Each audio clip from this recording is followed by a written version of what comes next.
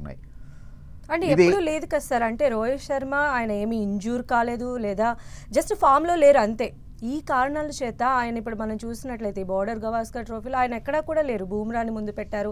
ఇక లాస్ట్లో Kohli stand in కెప్టెన్గా కూడా వ్యవహరిస్తూ ఉన్నారు.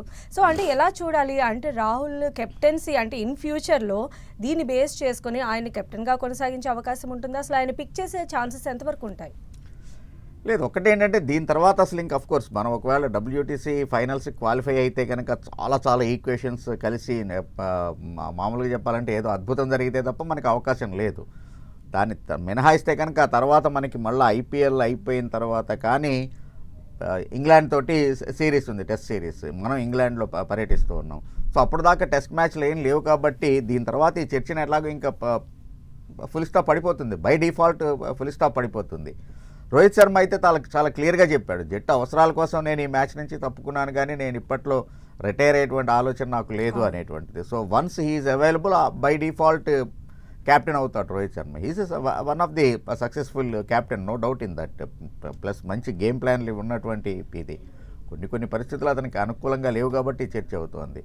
సో డ్రెస్సింగ్ రూమ్లో మీరు అడిగినట్టుగా డ్రెస్సింగ్ రూమ్లో ఏమైనా అవుతుందా అనేటువంటిది ఎప్పుడైతే అయిందో, ఇప్పుడు ఈ సోషల్ మీడియా యాక్టివేషన్ వచ్చేసిన తర్వాత సహజంగానే చిన్నదాన్ని కూడా చాలా ఫైరప్ చేసి చూపించటం, లేకపోతే కనుక చాలా ఎక్కువగా దాని గురించి ఆలోచించడం అనేటువంటిది జరుగుతూ ఉంటుంది. సహజంగానే ఎప్పుడైనా మ్యాచ్ ఓడిపోయినప్పుడు తర్వాత టీమ్ మీటింగ్ అనేటువంటిది ఉంటుంది, ఎవరు ఎక్కడ ఏ తప్పులు చేశారు అనేటువంటిది జరుగుతుంది.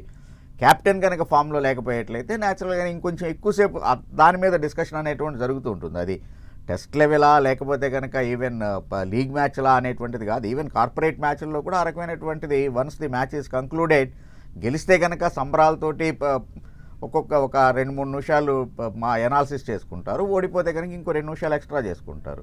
ఈ రకంగా డ్రెస్సింగ్ రూమ్లో వివాదాలు అనేటువంటివి ఇప్పుడుదే కాదు, మనకి even Gambhir and Ganguly and Greg Chappell ఉన్నప్పటి నుంచి కూడా మనకి తెలిసేసినట్టుంది. అప్పుడు కూడా ఇట్లా ఈ రకంగా డ్రెస్సింగ్ రూమ్లో వివాదాలు చెలరేగాయి అనేటువంటిది కానీ, లేకపోతే కనుక చాపెల్ ఇది ఈమెయిల్ ఇది చూడటం కానీ, లేకపోతే అతను ఫింగర్స్ తోటి ఇట్లాగా ఇచ్చేయటం అనేటువంటిది. సో కాబట్టి అంటే ఎప్పుడైతే కనుక ఇందాక నేను చెప్పినట్టుగానే గంగూలీ అండ్ చాపెల్ మనస్తత్వం రెండు పొసిగేటువంటిది కాదు. ఇప్పుడు కోహ్లీ అండ్ రవిశాస్త్రికి వచ్చేటప్పటికి ఇద్దరు ఒకే రకమైనటువంటి ఆలోచన ధోరణి ఉన్నటువంటి వాళ్ళు కాబట్టి చాలా సక్సెస్ఫుల్గా ఉంది.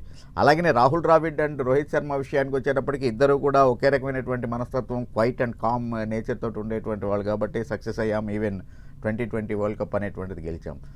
సో ఎప్పుడైతే గంభీర్ని కోచ్గా అనౌన్స్ చేసిందో BCCI, అప్పటి నుంచే క్వశ్చన్లను నిజంగానే గంభీరు ఈ వాతావరణానికి అలవాటు పడతాడా అనేటువంటిది. ఇంకొకటి ఏంటి అంటే గంభీర్ కూడా మోరార్లెస్ ఈ జనరేషన్ తోటి ఈ ప్లేయర్లతో అంతా కలిసి ఆడినటువంటి వాడే. సో కాబట్టి సమకాలీనుణ్ణి కోచ్గా యాక్సెప్ట్ చేయడానికి సీనియర్ ప్లేయర్లు అంత రెడీగా ఉంటారా అనేటువంటిది. ఇప్పుడు ద్రావిడ్ అనేప్పటికీ వీళ్ళకన్నా ముందు తరం వ్యక్తి. ఈవెన్ రవిశాస్త్రి కోహ్లీ కాంబినేషన్ అంటే కూడా అది అంతకు ముందు తరం వ్యక్తి. సో కాబట్టి ఆ సీనియారిటీ అనేటువంటిది ఉండేటప్పటికీ సహజంగానే యాక్సెప్టెన్సీ లెవెల్స్ అనేవి చాలా ఎక్కువగా ఉంటాయి. సీనియారిటీ లేకపోయేటప్పటికీ సహజంగానే రిటైర్ అయిపోయి ఉండొచ్చు కాక, బట్ ఒకవేళ ఇప్పటికీ ఇద్దరు almost all okay age group. 3-4 years age group is not that much difference చేయదు. సో అది కూడా ఒక కారణం ఇప్పుడు గంభీర్ని సీనియర్ ప్లేయర్లు యాక్సెప్ట్ చేయలేకపోవడం అనేటువంటిది. ఓకే.